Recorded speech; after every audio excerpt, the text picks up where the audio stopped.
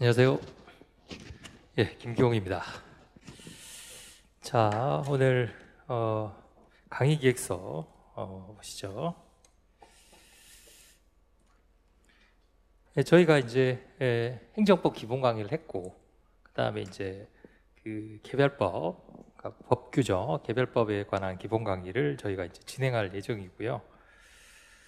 이걸 하고 나서는 그 다음은 이제 사례 강의입니다. 그러니까 이제 기본을 한 다음에 이제 사례 강의를 하는 그렇게 진행이 될 거고, 그 이후에는 이제 통합 강의라고 해서 지금 생각을 하고 있어요. 기획하는 강의를. 그러니까 통합은 우리가 지금 따로따로 배운 거를 한 번에 그냥 묶어서 하는 어떤 심화 강의 같은 성격의 겁니다. 그거는 이제 차후에 시간이 좀 있으니까 그건 차차 말씀드리고요. 자, 다음 페이지에 넘겨보시면 이제 수목금 강의를 할 거고요. 1시 반부터 그렇게 합니다. 교재는 이제 이 교재 핵심적인 보상법규. 이 책은 책이 출판된 이후로 처음 강의를 하는 겁니다. 그래서 원래는 이제 약간 가제본 형식으로 해서 지금 2년치 강의를 했었고요. 그래서 이제 3년치 처음 강의지만 사실은 이 3년 된 책입니다. 이 책 자체가. 그래서 그 순서대로 강의를 할 것이고, 그 다음에 이제 보조 교재는 우리가 행정법 강의에 배웠던 요 교재입니다. 요 교재를 잠깐 보면서 이제 어떻게 보면 복습이죠. 복습을 그렇게 하도록 할 거고요. 법전은 이제 원래 보시던 거 아무거나 가지고 오셔서 보시면 됩니다. 특징은 이제 좀 더 독특하게 이제 보상법규에 이제 특화된 강의로 진행을 할 거고요. 그 다음에 그러니까 이 책을 처음부터 끝까지 보신다라고 생각하시면 되겠어요. 그래서 정확히 얘기하면 여기다가 이 책을 가미하는 것이 아니고요. 이 책에다가 이걸 가미하는 겁니다. 아시겠죠? 그래서 뭐 이렇게 물어보시는데, 그럼 선생님 이쪽하고 이쪽이 어느 쪽이 더 많이 나옵니까? 이런 물어보시는데요. 그건 뭐 알 수가 없습니다. 어떨 때는 이쪽이 많이 나오기도 하고, 어떨 때는 이쪽이 많이 나오기도 하고, 평균 5대5 또는 뭐 6대4 이 정도 개별법이 그렇게 나온다고 보시면 되겠어요. 그러니까 어느 게 많이 나온다 뭐 이렇게 말하기가 어렵습니다. 네. 그래서 요 책을 기본으로 할 거고요. 이 책이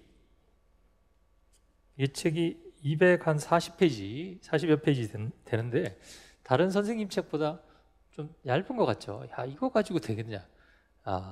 전혀 얇지 않습니다. 왜냐하면 제 책에는 판례 박스 같은 거 있죠. 그런 게 없어요. 막 조문을 그냥 무차별적으로 나열한다든지 그런 게 없습니다. 그러니까 상당히 내용이 많아요. 이 내용 안에 있는 내용 자체가. 그래서 이것만으로도 충분합니다. 충분하기 때문에, 그리고 이제 여기다가 만약에 추가할 게 있으면 이제 최신 판례 같은 거 조금 추가하시면 되겠어요. 최신 판례는 나중에 제가 내어드립니다. 따로. 그것만 추가하시면 돼요. 그럼 선생님 여기다가 넣으시면 되지 않습니까? 최신 판례를 넣으면요, 좀 지나면 최신이 아닌 게 되죠. 그렇기 때문에 이제 시류가 있는 판례, 그러니까 시즌 판례죠. 그런 시즌 판례들은 그 시즌에만 중요하고 시간이 지나면 안 중요해집니다. 예. 그래서 여기에 있는 내용들은 내가 다 좀 어떻게 해서든지 암기를 하든 이해를 하든 하겠다, 이렇게 생각하시면 되겠어요. 자, 그 다음에 핸드북으로 이제 복습을 할 거고요. 그러니까 전체적으로 이 핸드북은 많이 사용하진 않고요. 하루에 한두 번 정도 이렇게 사용하는 걸로 그렇게 하겠습니다. 그 다음에 모의고사. 모의고사는 그 3번 정도 볼 건데요. 그 마지막 페이지에 보시면 금요일 날 3번 볼 겁니다.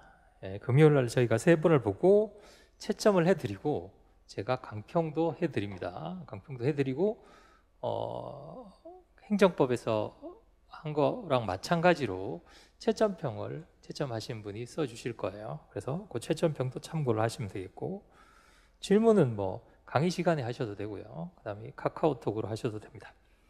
책의 특징은 저희가 법이 3개잖아요. 그렇죠?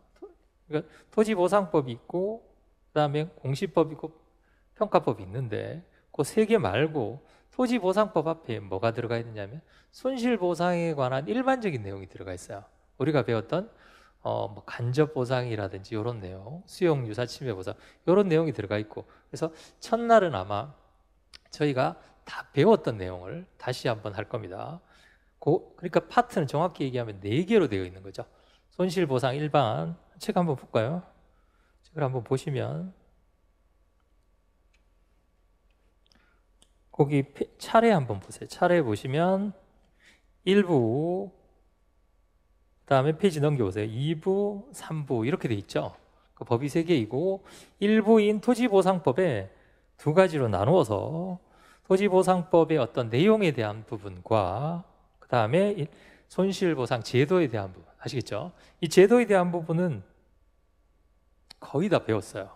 예, 제도에 대한 부분. 그래서 이렇게 되어 있고, 지금 다른 선생님들 책을 보면 특이하게도 이렇게 돼 있어요. 그러니까 체계가 이상하게 돼 있습니다. 이렇게 손실보상 해놓고 뒤에 손실보상 강론 해놓고 이렇게 돼 있어요. 그래서 제 책은 그렇게 되어 있지 않고 모두 다 조문 순서대로 되어 있습니다. 여기에 나와 있는 내용이 조문 순서예요. 왜 제가 조문 순서로 하느냐 하면, 지난번에도 잠깐 보셨다시피 법 자체는 그냥 일순간에 만들어진 게 아니에요. 법 하나 만드는데 수년 동안 갈고 닦아서 체계를 정해서 만든 겁니다. 그렇기 때문에 조문 순서로 공부하시는 것이 제일 좋아요. 아시겠죠? 그래서 조문 순서로 되어 있습니다. 2부인 공시법도 마찬가지고 3부도 마찬가지로 조문 순서로 되어 있어요. 아시겠죠? 조문 순서로 되어 있다. 이렇게 알아두시면 되겠고, 그 다음에 저희가 그 핸드북에서는 타국가 시험 기출 표시만 돼 있었죠. 근데 여기는 이제 평가사 시험 기출 표시가 되어 있습니다. 기출 표시가 되어 있고, 또 뭐 했냐면 타국가 시험, 예를 들면 뭐 변호사 시험에서도 그게 나올 수도 있잖아요. 그렇죠? 그러면 타국가 시험도 다 기출 표시가 되어 있어요. 기출 표시뿐만이 아니라 중요도 표시도 모두 다 되어 있습니다. 그래서 기출이 많이 되거나 아니면 중요도가 높거나 이런 부분은 꼭 정리를 해서 암기를 하셔야 됩니다. 그 다음에 지금 여기 들어가 있는 판례들 있죠. 저는 판례들을 이렇게 박스를 쳐가지고 뭐 이렇게 이런 건 없어요. 핸드북에서도 마찬가지지만. 그래서 없고, 제가 책에 넣어놓은 판례들은 다 중요한 판례만 넣어놨습니다. 그래서 그 판례들은 꼭 숙지를 하시기 바랍니다. 그 판례들은 단적으로 그 하나만 물어보는 경우도 나와요. 결론만 물어보는 경우도. 그래서 그 판례는 꼭 숙지를 하시기 바랍니다. 근데 이제 판례는 제가 읽어드리면서 여기도 똑같았죠. 밑줄 그은 부분만 읽어보시면 되겠어요. 그래서 제가 중요하다라고 하는 판례들은 꼭 숙지를 하시기 바랍니다. 자, 그 다음에 다음 페이지에 강의 준비해 보시면 기본 개념, 이거는 들으셨죠? 이미. 기본 개념은 혹시라도 조금 헷갈린다, 지금 들으시면 좀 지루하실 거예요. 이미 행정법을 다 배우셨기 때문에 그걸 들으셔야 되고, 두 번째는 행정법 기본 강의. 왜냐하면 기본 강의를 들으셨다는 걸 전제로 해서 이 강의를 합니다. 그래서 기본 강의를 꼭 들으시고, 그다음에 세 번째는 이제 답안 작성법 특강. 지난번에 제가 수업 시간에 설명해 드렸죠. 그거를 따로 이렇게 편집을 해서 한 강으로 만들어 놨어요. 그래서 무료이기 때문에 혹시라도 답안 작성법이 또 궁금하시면 그거 다시 한번 들으시면 되겠습니다. 그래서 시험 보시기 전에, 그러니까 금요일 날 시험 보시기 전에 답안 작성법 특강 안 들으신 분들은 꼭 들으시기 바랍니다. 네. 좀 독특해요. 그래서 모의고사는 제가 주로 기출문제 모의고사로 낼 작정입니다. 그래서 여러분들 보셨던 평가사 시험 기출문제나 아니면 타국가 시험 기출문제에서 그 한 주에 했던 것 중에 가장 중요한 거 해서 내어드리도록 그렇게 하겠습니다. 그 다음에 강의 일정은 뭐 참고로 보시면 되겠고요. 순서는 이렇습니다. 행정법, 개별법, 기출사례, 그 다음에 통합, 이렇게 되어 있습니다. 그 다음에 자료, 거기 QR코드 하나 있죠. 그거 찍으시면 제 구 드라이버로 시작되는 거기로 연결이 됩니다. 거기 들어가시면 각종 자료랑 그 다음에 필요한 자료, 제가 자료 올려드리겠습니다. 그럼 다 여기 있어요. 그러니까 무료로 다운로드 받으셔서 보시면 되겠어요. 이런 것도 요즘은 선생님들이 많이 하시기 때문에 저도 한번 만들어 봤습니다. 그래서 저는 이제 각각 그 시험을 뭐 여러 종류 하기 때문에 그 시험마다에 다 있어요. 그래서 거기 들어가셔서 필요한 자료, 이제 앞으로 이제 판례 자료라든지 이런 것들을 그 업로드 할 겁니다. 그럼 거기 가셔서 보시면 되겠어요. 그 다음에 진도표는 특별한 사정이 없는 한 이 진도대로 나갈 겁니다. 예.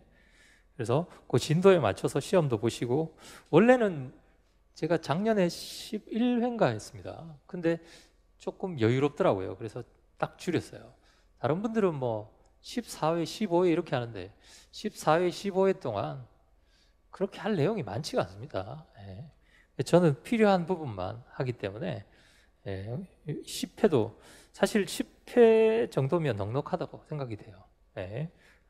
아마 제가 제일 짧을 겁니다. 개별법도 그렇고 기본법도 그렇고 조금 더 하면은 조금 더 줄일 수 있을 것 같아요. 요즘은 회차를 줄이는 게 추세입니다. 길게 하는 것이 아니라 이제 컴팩트하게 하는 거죠. 예. 자, 책을 보시면 이제 책으로 가겠습니다. 아까 설명드렸다시피 이 책에는 크게 세 가지, 나누면 네 가지입니다. 거기 1부에 보시면 토지보상법 안에 손실보상 제도라고 되어 있죠. 이 책은 우리가 봤던 핸드북에 있는 쟁점 정리처럼 그렇게 되어 있는 책이 아니고요. 교과서입니다.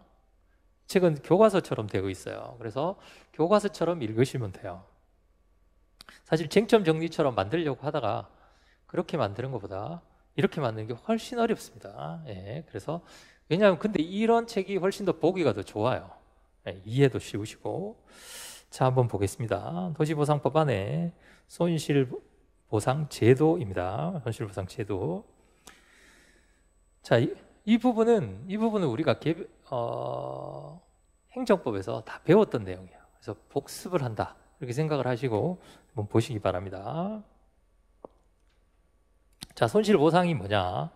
공공의 필요에 의해서 적법한 공권력 행사로 특별한 희생을 가하는 경우 손실보상을 해준다는 것을 말합니다. 거기 둘째 줄에 보시면 공적 부담은 평등해야 된다는 이념. 자, 손실보상은 어디서 나온다? 평등사상에서 나온 겁니다. 평등사상.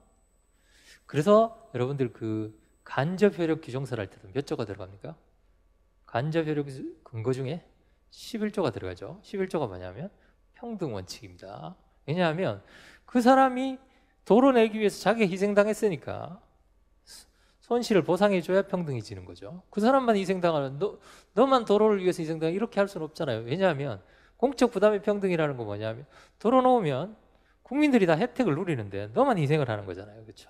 그러니까 국민들이 세금 걷어가지고 손실을 보상해 주는 거예요. 아시겠죠? 네. 자, 법적 성질과 관련해서 자, 복습을 한번 해볼까요? 자, 권리구제 수단 전체적인 권리구제 수단은 첫 번째가 행정쟁소, 두 번째가 손해전보, 세 번째가 기타 수단 이렇게 되어 있습니다.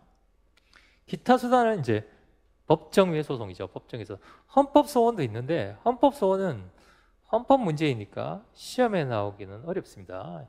그래서 법정외 소송으로 의무이행 소송하고 예방적 부작위 소송이 있었고 의무이행 소송과 예방적 부작위 소송의 가구제 수단인 가처분이 있었습니다. 얘도 없기 때문에 뭐도 없다. 얘도 없죠. 이렇게 돼 있고 이렇게 돼 있고. 자, 행정쟁송 안에는 심판이 있고 소송이 있습니다. 행정소송. 자, 주관 객관이 있는데 객관 소송은 빼고요. 주관 소송은 항고 소송과 당사자 소송. 항고는 취소, 무효, 부작위. 가장 핵심은 이거라 그랬습니다. 그렇죠. 취소 소송. 그리고 취소 소송의 가구제 수단이 뭐예요? 집행, 정지죠. 권리구제 수단하면 심판은 취소, 무효, 의무이행 심판. 이게 핵심이라고 그랬어요. 그렇죠? 취소. 여기도 취소 소송. 그 다음에 소송이 있었고, 그 다음에 당사자 소송 있고요.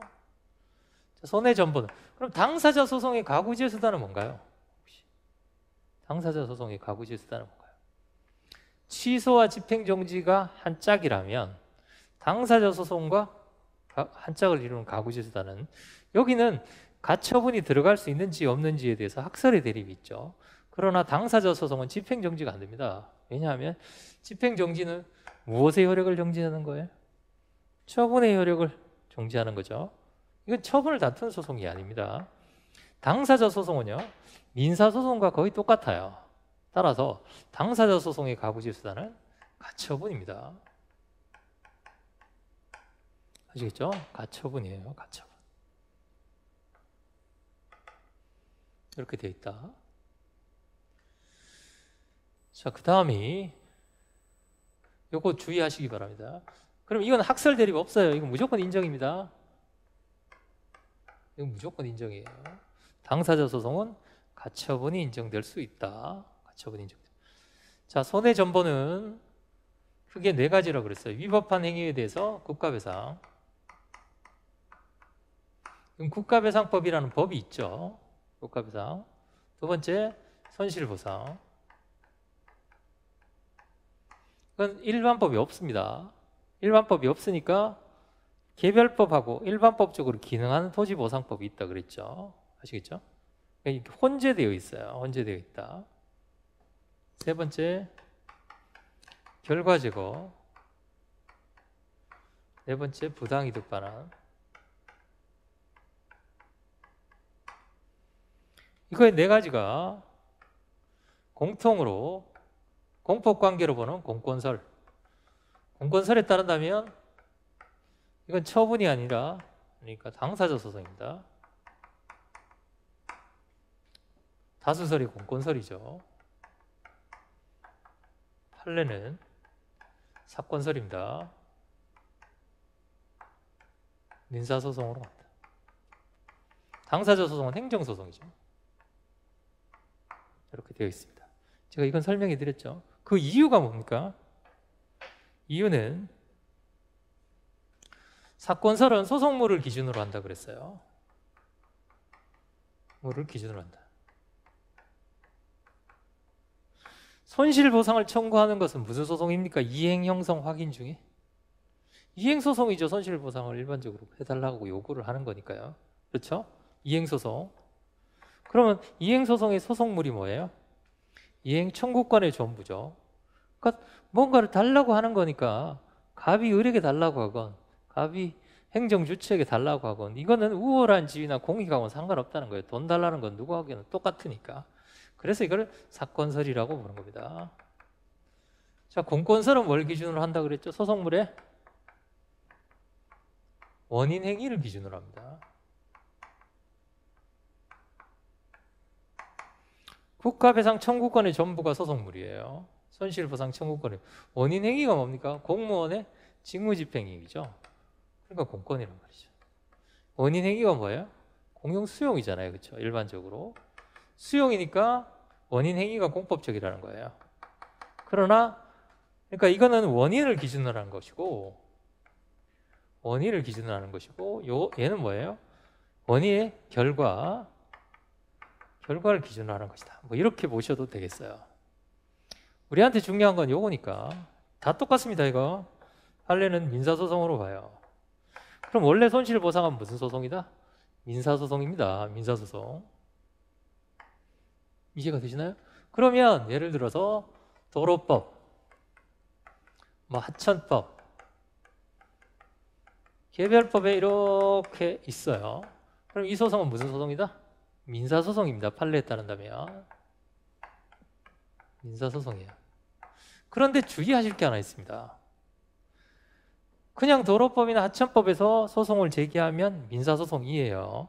민사소송인데 그 도로법이나 하천법에 만약에 토지보상법을 준용한다라는 얘기가 들어가 있다. 토지보상법 준용 규정이 있다.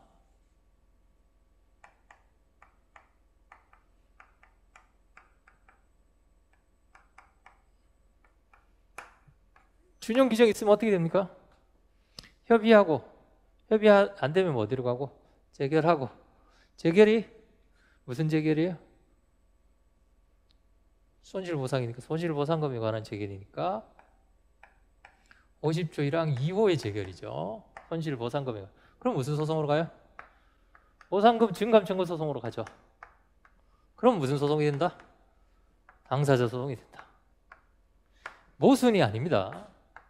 그럼 이렇게 보시면 되겠죠. 현재는 우리 대법원은 원칙적으로 손실보상은 민사소송인데 토지보상법 준용 규정이 있으면 무슨 소송으로 간다? 당사자 소송으로 가요. 그런데 점점 준용 규정이 많아지고 있습니다. 준용 규정이 많아진다는 것은 민사소송으로 가는 경우가 줄어들면서 무슨 소송으로 가는 경우가 많아진다? 당사자 소송으로 가는 경우가 많아진다는 거예요. 그래서 토지보상법이 지금 어떤 교수님들은 손실보상에 관한 것들이 이제 대부분 다 무슨 소송으로 간다? 당사자 소송으로 가는 것이 아닌가. 이게 법적 성질이 바뀌는 게 아니에요. 아시겠죠? 법적 성질은 유지되는데 뭐가 있기 때문에 보상법 준용 규정 때문에 그런 겁니다. 이게 모순이 아니에요. 이걸 모순이라고 생각하시면 안 됩니다. 그리고 손실보상은 다 공권이기 때문에 당사자 소송이 이것도 틀린 겁니다. 아시겠죠? 여전히 개별법에 준용 규정이 없는 경우도 있어요. 거기 보시면 1번 학설은 원인행위. 원인행위가 뭐예요? 공용 침해죠. 원인행위. 비사건설은 원인은 공법적이나 효과, 결과 또는 효과로서의 거기다 소송물 기준이라고 쓰시면 됩니다. 손실보상 청구권은 사법상의 권리. 손실보상 청구권이 뭐예요? 소송물이죠. 소송물이 뭐예요? 청구권의 전부니까 청구권이 맞잖아요. 그렇죠? 자, 판례 1, 2, 3 있는데 3번은 필요 없습니다. 이건 3번은 특별법이기 때문에 필요 없고 크게 보면 이제 두 가지입니다. 기본적으로 사건입니다. 사법상 권리. 아시겠죠? 그러면 사법상 권리라는 것은 여기는 뭐가 없을 때? 규정 규정이 없을 때.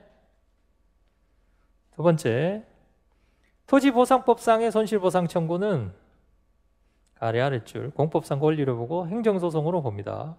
여기다가 쓰세요. 여기는 뭐가 있다? 준용 규정이 있다. 아시겠죠? 준용 규정이 있거나 또는 무슨 법에 따른? 토지보상법에 따른 거. 아시겠죠? 토지보상법에 따른 손실보상이나 토지보상법은 가장 대표적인 공법이니까요. 그러니까 두 가지죠. 토지보상법에 따르거나 아니면 뭐가 있거나 토지보상법에 준용 규정이 있거나. 아시겠죠? 보상법에 따르거나 또는 보상법에 준용 규정이 있거나. 없으면요. 없으면 민사소송이죠. 없으면 민사소송. 아시겠죠? 민사소송이 있다. 근데 지금 추세가 어떻게 가고 있다는 거예요? 추세가 점점 이쪽으로 가고 있으니 이제 줄을 이제 이쪽으로 가는 거죠. 이제 조금씩. 궁극에 가서는 어떻게 된다? 궁극에 가서는 완성될 거예요. 완성되는 순간 손실보상에 관한 무슨 법으로 기능하게 된다? 일반법으로 기능하게 되는. 그래서 지금 일반법은 아닌데요. 일반법으로 가고 있는 모양이다. 이렇게 알아두시면 되겠습니다. 저는 다수설에 따라서 공권으로 냈습니다. 당사자 소송으로 규정하고 있기 때문에 공권으로 보는 것이 타당하다. 얘들도 똑같아요. 다 민사소송은 사건입니다. 민사소송은 사건에 따른다. 이건 지난번에 설명을 해드렸고, 자, 페이지를 넘겨보세요. 자, 손실보상의 근거 페이지 넘겨볼까요? 제3절 손실보상의 요건 여기 되어 있습니다. 손실보상의 요건.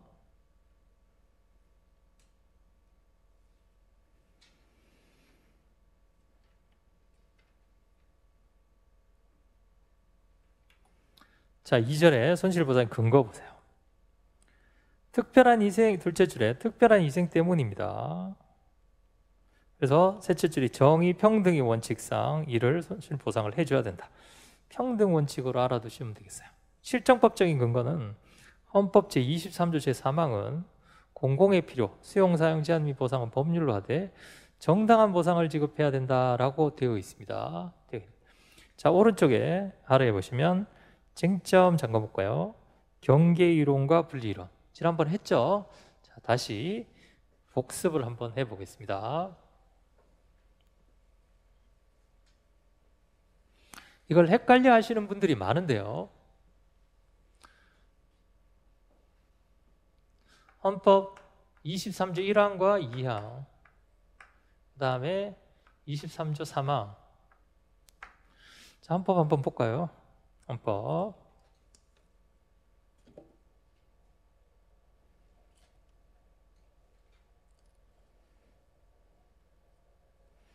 (23조 1항) 모든 국민의 재산권은 보장된다. 그 내용과 한계는 법률로 정한다라고 되어 있습니다. 재산권을 최대한 보장하면서 한계도 있다. 그거는 뭘로 정하라? 법률로 정하라. 저 보세요. 여기가 내용이고 한계 벗어나면 한계죠. 그렇기 때문에 이것은 뭐다? 최대한 보장은 하지만 일정한 한계가 있고 그 한계는 법률로 정하도록 되어 있어요. 그 한계가 주로 2항에 보시면 공공복리에 적합하도록 행사해야 되는 것을 말합니다. 따라서 일반적으로 23조 1, 2항은 같이 간다고 봅니다. 재산권의 내용, 한계, 공공복리 적합성을 법률로 규정하도록 하고 있습니다. 내용, 한계, 공공복리 적합성. 아시겠죠? 따로 되어 있지만 일반적으로 하나로 해석을 합니다. 두 번째는 23조 3항은 수용, 사용, 제한 및 보상은 법률로 정하도록 되어 있습니다. 이것도 법률로 정합니다. 자, 요게 경계분리 이론입니다. 경계분리 이론은 무엇과 무엇의 관계다?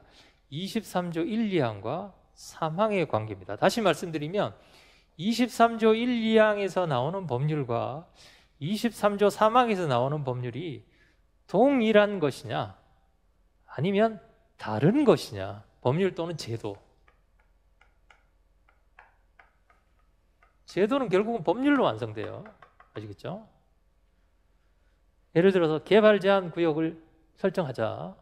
그럼 개발 제한 구역 정하려면 뭐부터 만들어야 돼요?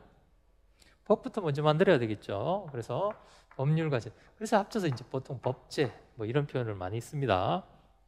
법률에 대한 이게 같은 것이냐 다른 것이냐, 그것과 관련돼서 나온 게 바로 오른쪽에 나와 있는 경계이론, 분리이론입니다. 그 다음에 불가분정은 어디서 나오는 거예요? 불가분정은 여기서 나오는 거예요. 이게 경계분리고 불가분정은 여기서 나오는 겁니다.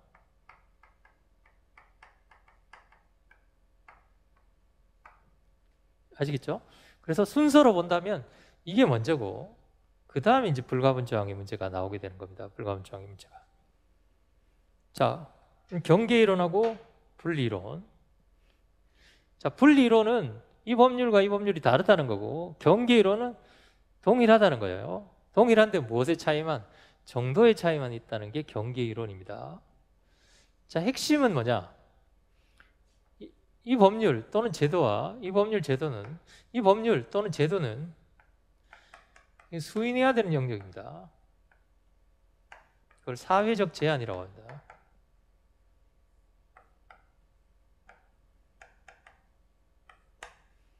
이거는 보상 영역이에요. 보상 영역.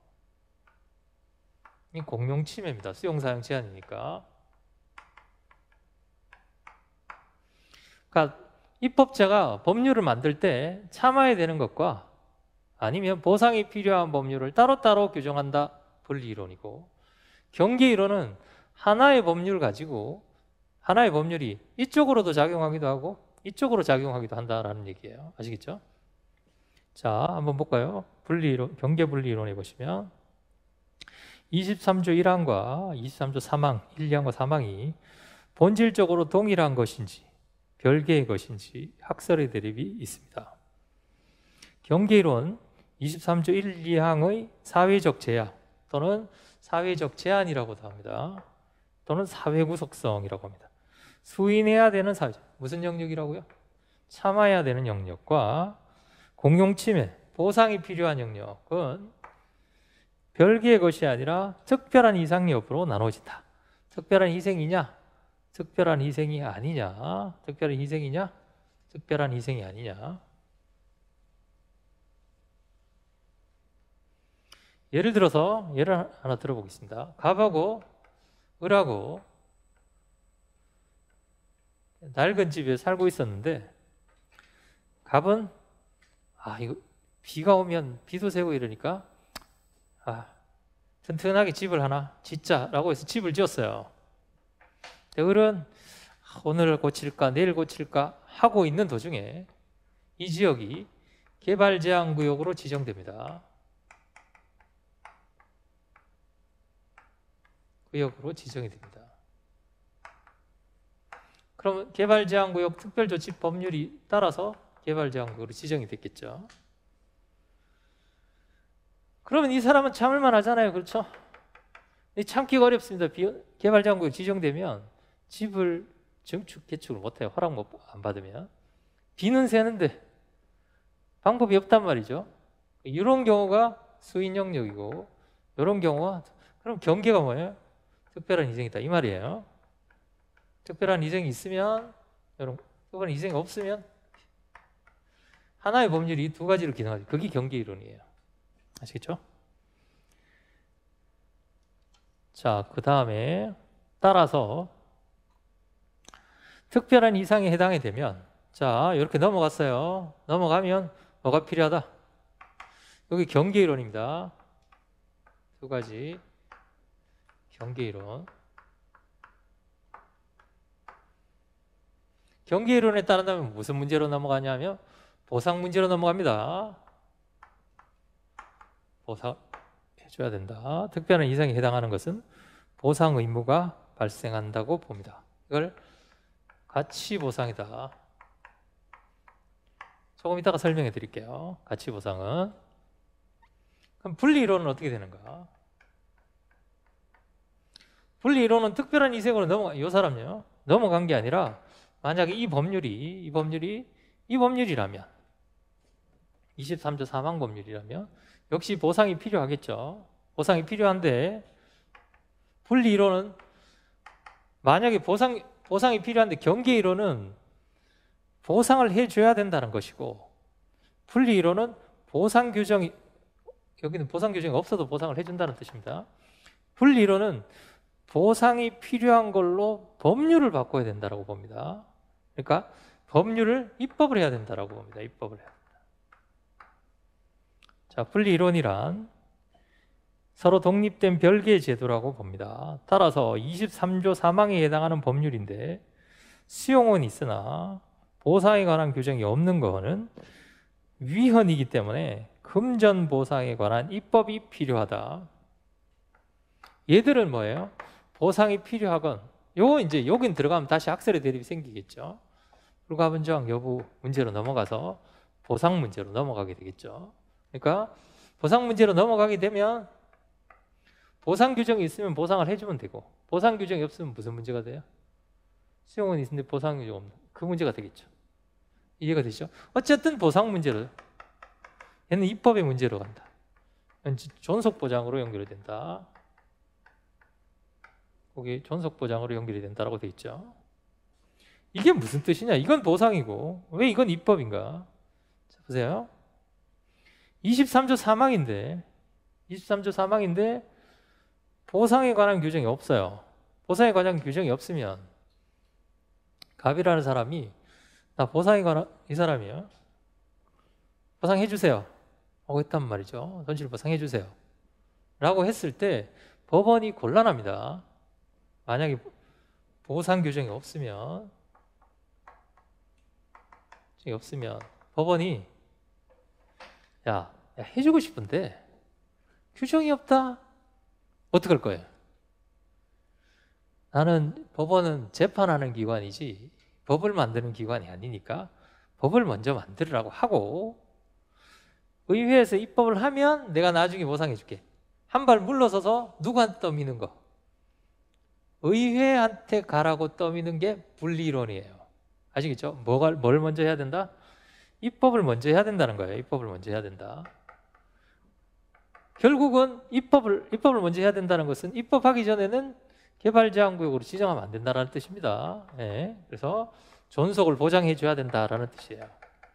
원래는 입법이 안 돼 있으면 수용을 해서는 안 된다라는 거예요. 그래서 존속보장. 존속보장이라는 건 이런 거예요.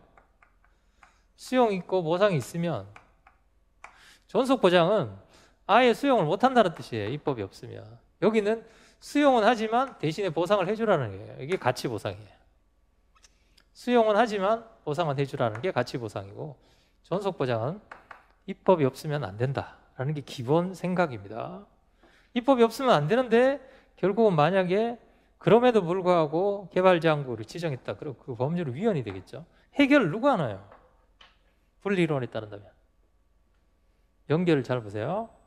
헌법재판소가 위헌으로 선언하고 결국은 의회가 해결합니다. 그렇죠?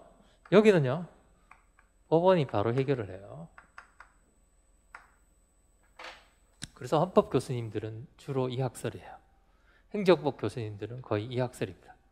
그러니까 여러분들은 이것보다는 이걸로 알아두시면 되겠어요. 이건 위헌 문제로 넘어가 버립니다. 그래서 그럼 우리나라는 특히 그렇겠죠. 헌법재판, 그러면 결국은 뭡니까? 수용에 관한 규율이 있고 보상에 관한 규율이 없을 때 법원은 어디로 가라는 거예요? 너 분리이론에 따른다면 너 어디로 가라는 거예요? 헌법재판소로 가. 그럼 헌법재판소 위헌 선언하면 그 다음에 뭐예요? 의회가 법 만들고 그제서야 손실보상을 청구하라. 제가 살짝 계산해도 5년은 걸릴 거예요. 예, 그렇죠? 그럼 우리가 그때까지 어떻게 기다리냐는 거죠. 예. 그러니까 보상에 관한 규정이 없더라도 가능하면 법원이 손실보상을 해주는 쪽으로 가는 게 맞겠다라는 게 경계이론입니다. 예. 그래서 그 두 가지로 정리를 해두시고, 대법원은 경계이론입니다. 요 대법원 헌법재판소 경계이론을 취하고 있다. 경계이론을 취하고 있다만 아시면 됩니다. 헌법재판소는 분리이론입니다. 헌법재판소는 분리이론. 자, 경계 대법원. 그렇죠? 여러분들이 법원이어도 헌재로 가라고 안 하겠죠? 헌법재판소는 이리 와 이렇게 하겠죠. 예. 그 논리적으로 연결이 돼 있어요. 행정법 교수님들의 다수설은 이거예요. 헌법 교수님들은 다 분리이론입니다. 헌법재판소가 법 만들기 전에는 법원이 이래라 저래라 못한다는 거예요. 할 수 있다는 게 경계이론이고. 자, 분리이론에 따른다면 보상 입법을 통해서 입법자가 해결해야 한다고 하지만 적절한 보상 입법이 이루어지지 않는 입법 현실, 정말 우리한테 딱 맞죠? 입법 현실을 감안하면 특별한 희생이 있는 경우 손실보상을 인정하는 경계이론이 더욱 타당하다. 자, 이걸로 정리를 하세요. 같다 다르다 보다 보상 규정이 없을 때 어떻게 해결할 것이냐. 경계이론은 보상 문제로, 여기는 위헌 문제로 갑니다. 위헌 문제로. 위헌에서 입법으로, 여기는 보상으로. 아시겠죠? 이게 경계이론이고 분리이론이다. 결국은 그 차이는 어디서 왔어요? 이 법률을 입법자가 만들 때 너 이거다, 너 이거다 이렇게 하는 것인지, 아니면 만들어 놓고 이쪽으로도 기능하고 이쪽으로도 기능하는 건지. 특별한 희생 아니면 어떻게 된다는 거예요? 이 사람 입장에서 특별한 희생 아니니까 이 법률은 1, 2항 법률이 되는 거죠. 여기는요 3항 법률이 되는 거예요. 이렇게 되는 거예요. 이렇게 되는 거예요. 그게 경계이론입니다. 다시 앞으로 가셔서 존속보장과 가치보장. 존속보장은 재산권에 관한 침해를 중지시킴으로써 재산권 자체의 존속을 보호하는 것을 말합니다. 이거죠. 수용에 관한 규율은 있고 보상에 관한 규율은 없을 때, 그렇죠? 수용을 해서는 안 된다는 거예요. 입법이 만들어지기 전까지는. 그게 기본적으로 이거예요. 존속보장. 가치보장은 수용은 하고 보상을 해주라라는 겁니다. 재산권에 대한 침해는 수인하되 재산권을 보호하는 것을 말합니다. 개념만 아시면 됩니다. 다시 이제 한번 했고, 그다음 이쪽으로 넘어와서 이제 23조 3항을 수용에 관한 규율. 제가 수용이라고 하면 수용 사용 제한 포함하는 겁니다. 는 있는데 보상에 관한 규율은 없을 때 이걸 어떻게 봐야 되느냐? 불가분주항 여부죠. 왼쪽에 실정법적인 근거 23조 3항은 규정하는데 개별법에 관한 법이 있습니다. 그러나 수용은 있고 보상에 관한 규정이 없으면 어떻게 되겠는가? 문제 상황에 보시면 법적 근거가 없는 경우 23조 3항의 법적 성질을 불가분 조항으로 볼 것인지에 대해서 견해의 대립이 있습니다. 견해의 대립이 있다. 여기 보세요. 이 불가분 조항 여부는 이 학설에 따라서도 마찬가지고 이 학설에 따라서도 마찬가지예요. 그럼 분리 이론에 따른다면 만약에 이 위헌의 문제로 본다라고 했을 때 수용에 관한 규율이 있고 보상에 관한 규율은 없어요. 불가분 조항을 안 보면 그 자체로 위헌은 안 되겠죠. 이해가 되시나요? 불가분 조항의 학설의 대립은 이것과는 상관이 없습니다. 어느 쪽을 취해도 불가분 조항의 학설의 대립은 예를 들어서 경계 이론을 취하면서 불가분 조항으로 볼 수도 있고 안 볼 수도 있고요.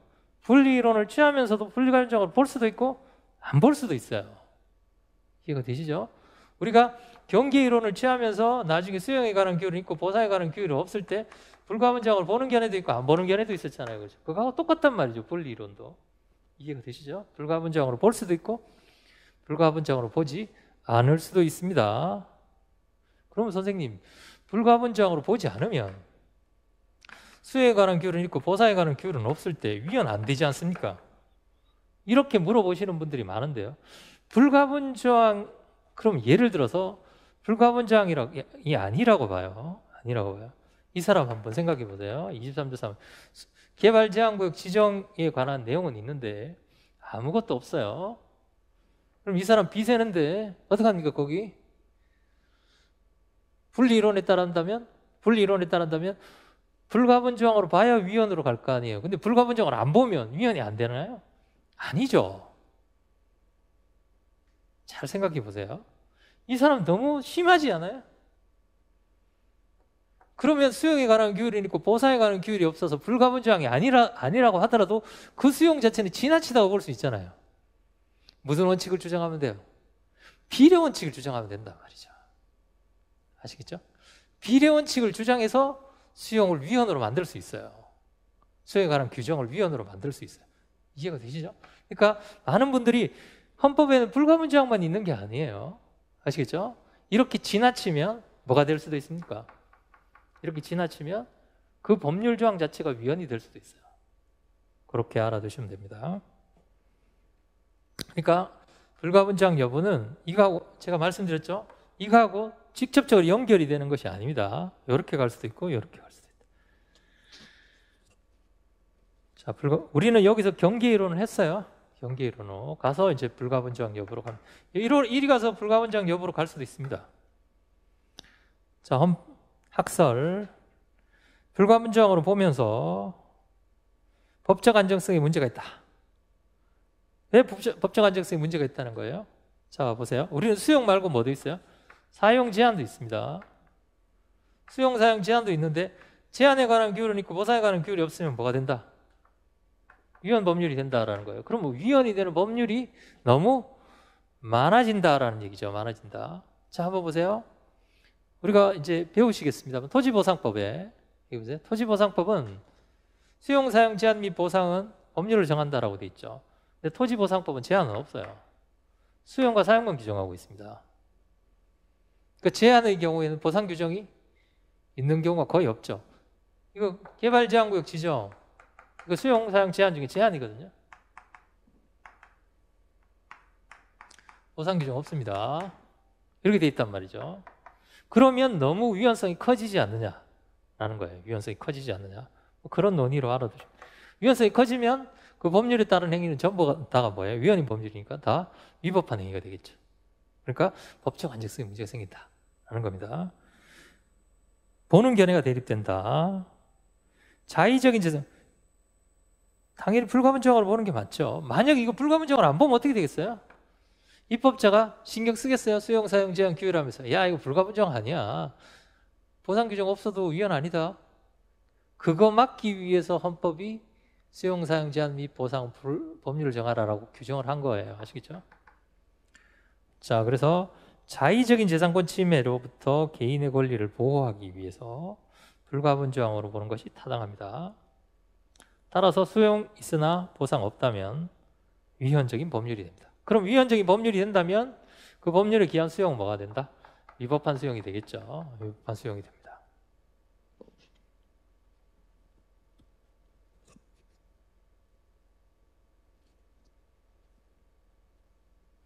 이 사안 개발제한국 지정과 관련해서 헌법재판소는 분리 이론이었어요. 그래서 개발제한구역의 경우에 비례원칙 위반된다고 위헌선언을 했습니다. 그래서 어떻게 했겠어요? 여기다가 보상규정 집어넣지 않았습니다.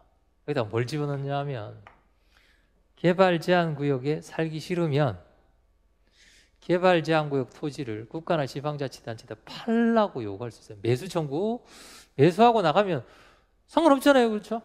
그래서 매수 청구권을 집어넣어서 위헌인 법률을 뭘로 만들어 버렸어요? 합헌인 법률을 만들었습니다. 지금은 매수 청구권이 들어가 있어요. 예, 어쨌든 그게 뭐예요? 헌법재판소가 뭘로 보기 때문에 헌법재판소는 이제 분리 이론으로 보기 때문에 그랬습니다. 근데 문제는 그러면 선생님 대법원으로 갔으면 해결이 됐을 거 아닙니까? 이제 법원으로 가도 우리 법원은 명문의 규정이 없는 이상은 보상을 안 해주기 때문에 이제 학설이 나오게 되는 거죠. 자, 이제 두 번째입니다. 제3절. 공용침해 요건. 공용침해 요건보다 그 괄호 안에 있는 손실보상의 요건이 더 낫습니다. 손실보상의 요건으로 바꾸시기 바랍니다. 그 앞에 있는 큰 글씨만 지우시면 돼요.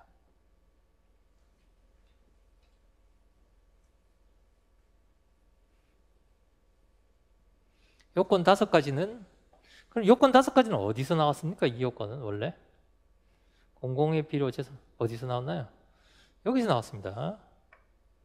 헌법 23조 3항에서 나왔어요.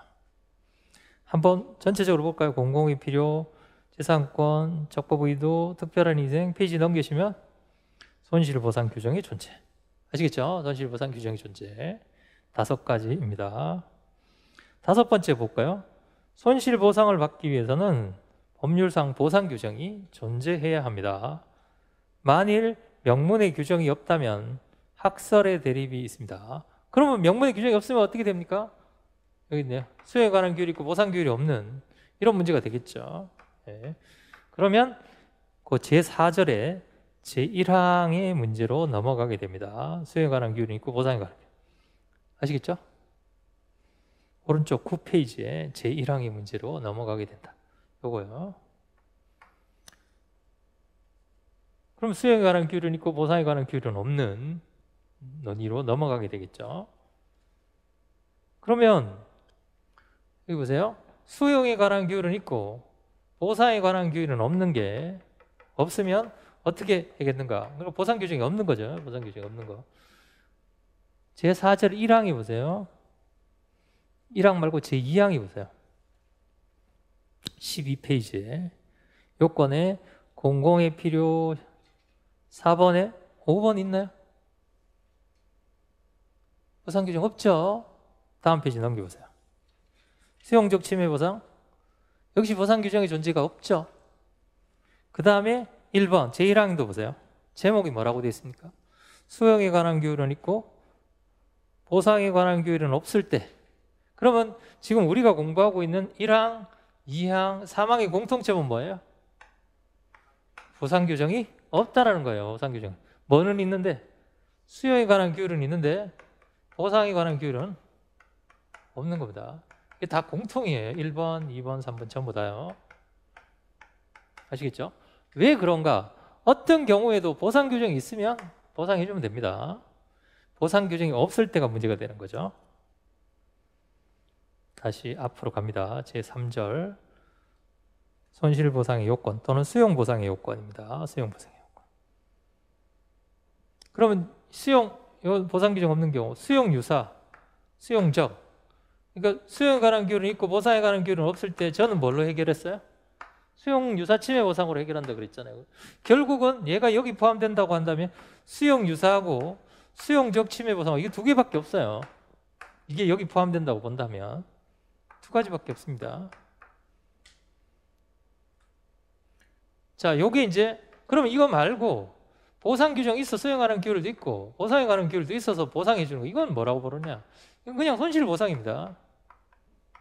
손실보상이고 다른 말로 수용보상이라고 합니다. 자, 첫 번째 공공의 필요. 공익사업을 시행하거나 공공복리를 달성하기 위해서 재산권 제한이 불가피한 경우를 말합니다. 요거는 암기를 해 두시기 바랍니다. 불가피한 경우. 실제로 구체적으로 필요한지 필요하지 않은지는 공익과 사익 뭐 해야 된다? 형량합니다. 무슨 원칙이라고 그랬죠? 비례 원칙. 그리고 그것도 된다 그랬어요. 사인을 위한 수용도 됩니다. 예를 들어서 뭐 대기업도 된다 그랬잖아요. 건설회사나. 수용도 되지만 그 사람이 얻는 사익보다 뭐가 더 커야 된다? 공익이 더 크면 된다는 거예요. 이걸 사용 수용이라고 합니다. 개인이 쓰기 위한 수용. 특정 사기업이 복리 증진을 수용한다면 그 사기업을 위한 수용도 이루어질 수 있습니다. 대신에 그 사기업의 사익보다 뭐가 더 커야 된다? 공익이 더 커야 된다는 거예요. 그거 결국 다 그것도 무슨 원칙으로 판단한다? 비례 원칙으로 판단한다. 자, 공공의 필요에서 알아두셔야 될 것은 두 가지입니다. 의, 재산권 제한이 불가피한 경우와 두 번째 뭘로 판단한다? 비례 원칙으로 판단한다. 두 번째, 재산권에 대한 수용 사용 제한. 재산권은 현재 법적으로 보호되는 재산 가치는 이익입니다. 법적 현재. 그 다음에 침해는 수용 사용 제한이 있고요. 넓은 의미는 다 수용 사용 제한 합쳐 수용이라고 그랬죠. 수용은 강제 박탈. 사용은 일시적인 사용을 말합니다.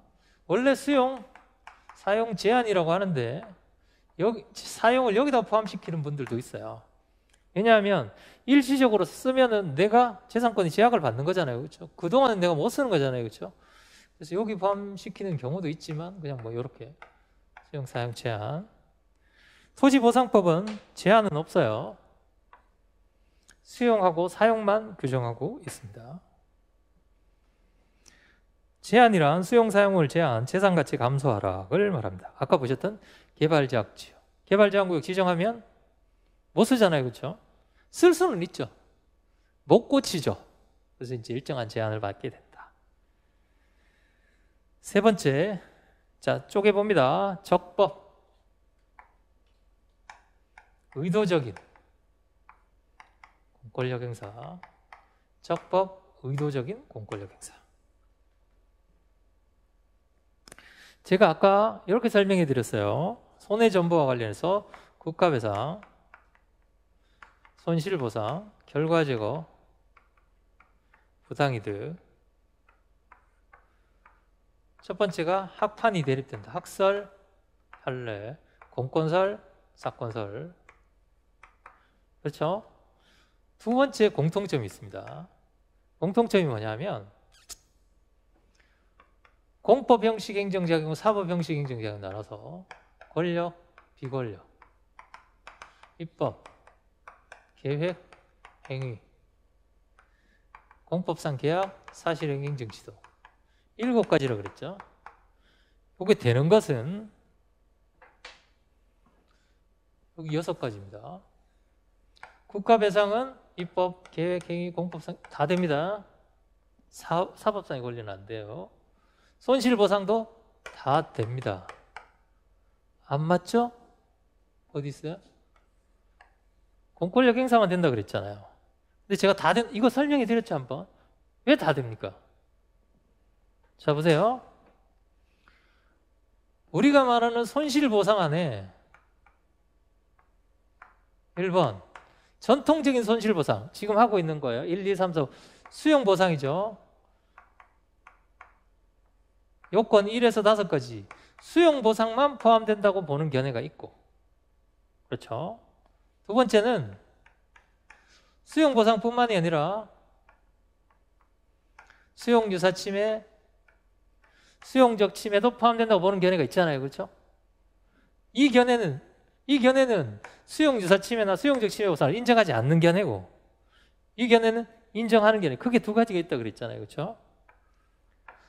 요것만을 인정하는 견해는 손실보상은 공권력 행사만 된다고 봐요.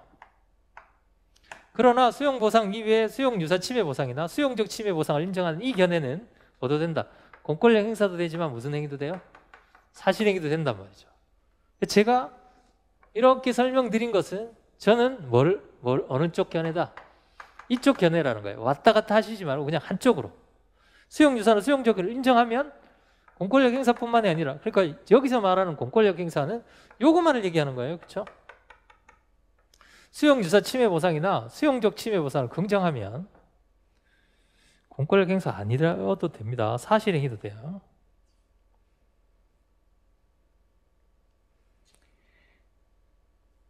(12페이지에) 양가로 3번에 다 보세요. 수용유사에 공용침해는 법적 행위 외에 사실행위도 있다. 아시겠죠? 즉 공권력 행사 이외에 사실행위도 됩니다. 법적 행위 가장 대표적인 게 처분이죠. 다음 페이지 넘겨보세요. 14페이지. 양가로 3번에 동그라미 3번이에요. 보시면 수용보상이 공권력 행사로는 손해가 라면 수용적 침해 문제는 주로 원인 행위가 무슨 행위일 때? 사실행위일 때 문제가 아시겠죠?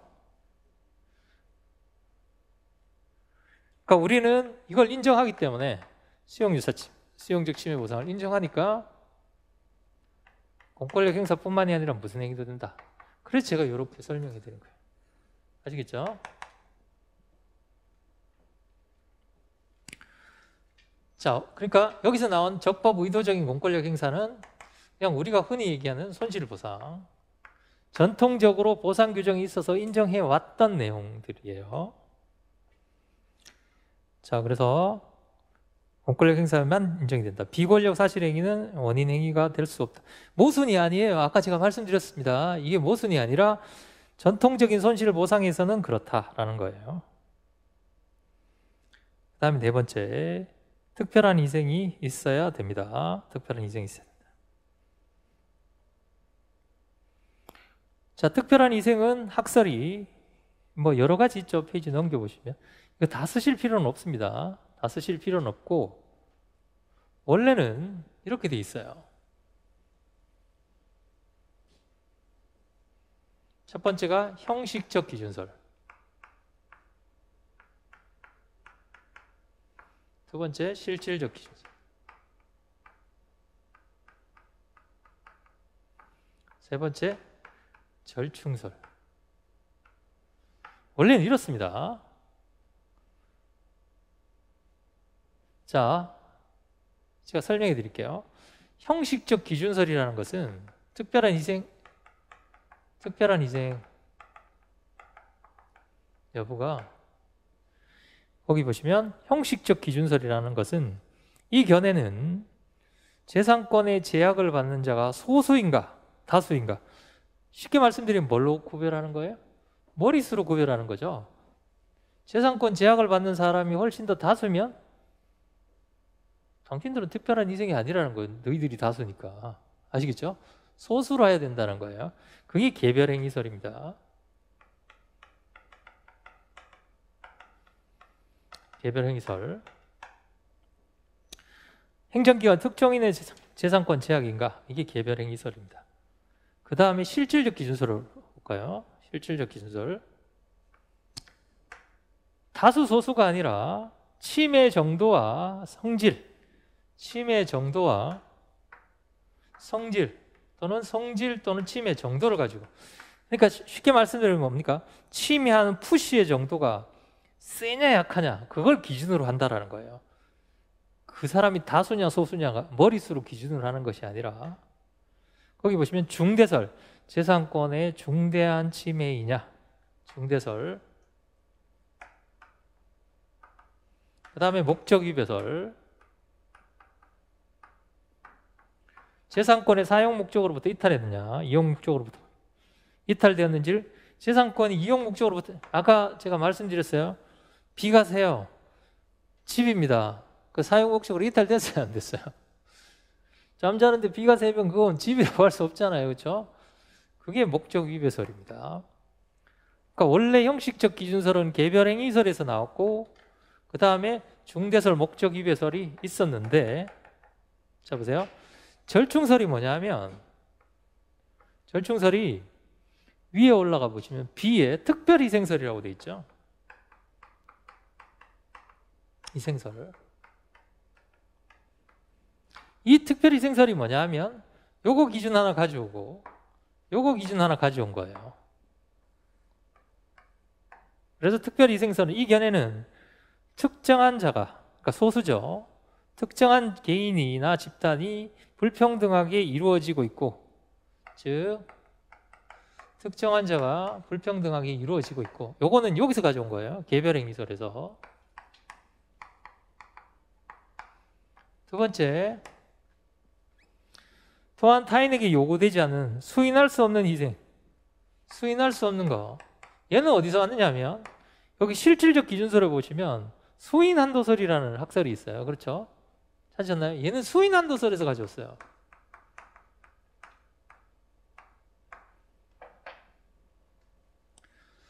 그래서 교수님에 따라서는 이 학설을 이렇게 나누십니다. 저는 이게 맞다고 생각해요. 그렇지만 그건 저만의 생각이고, 그래서 그렇지만 그 다수의 교수님들은 이 특별희생설이 어디서 나왔느냐를 원조를 찾아보니 여기서 나왔다라는 거예요. 형식적 기준설. 그래서 형식적 기준설에 원조 형식적 기준설이 있고 실질적 기준을 감안한 형식적 기준이 있는 거예요. 그래서 위치가 여기 들어가 있는 겁니다. 특별희생설이. 이해가 되시나요? 이게 특별희생설이에요. 원래는 절충설이지만 원래 형식적 기준설에서 탄생했기 때문에 여기 들어가 있는 겁니다. 아시겠죠? 그럼 여러분들은 이걸 다 쓰실 여유가 없어요. 그러면 실제로 다수설이 판례는 없습니다만 다수설이 뭐 하나 가지고 하느냐? 아닙니다. 섞어서 해요. 결국은 절충설입니다. 그래서 보시면 검토에 일반적 견해는 양자를 모두 고려하는데 형식적 기준설 중에 무슨 학설을? 특별희생설을 하나 가져오고 특별희생설. 실질적 기준설 중에 중대설, 목적, 위배설을 가지고 결합한 겁니다. 아시겠죠? 결합한 거. 그래서 여러분들이 포섭하실 때도 특별한 희생이고 재산권에 대한 중대한 침해이고 이렇게 보시면 되겠어요. 수인할 수 없는 특별한 희생이고 특정인이 수인할 수 없는 특별한 희생이고 중대한 침해라면 특별한 희생으로 봐야 된다. 이렇게 쓰시면 됩니다. 이것만 외우시면 돼요. 아시겠죠? 선생님 이것만 가르쳐 주시죠. 이것만 가르쳐 주시면 이해가 안 됩니다. 이게 왜 여기 있는지. 아시겠죠? 원래 원칙 분류 방법은 이렇게 세 가지인데 여기서 이제 이쪽으로 간 거예요. 그래서 저희 지도 교수님은 이렇게 세 가지로 분류를 합니다. 나중에 제가 공부를 해보니 이게 맞는 것 같아요. 뭐 여러분들은 그런 거 신경 쓰지 마시고 특별한 희생은 형식적 기준과 실질적 기준을 종합적으로 고려한다. 이렇게 알아두시면 되겠습니다. 그 다음에 다섯 번째, 손실보상규정의 존재입니다. 보상규정이 존재해야 된다. 자, 그러면 보상규정이 존재하면 무슨 보상으로? 수용보상으로 갑니다. 수용보상. 근데 문제는 이제 보상규정이 존재하지 않을 때예요. 보상규정이 존재하지 않을 때. 보상규정이 존재하지 않을 때. 자, 그게 바로 1번, 2번, 3번입니다. 1번, 2번, 3번. 이건 잠깐 쉬었다가 하도록 하겠습니다.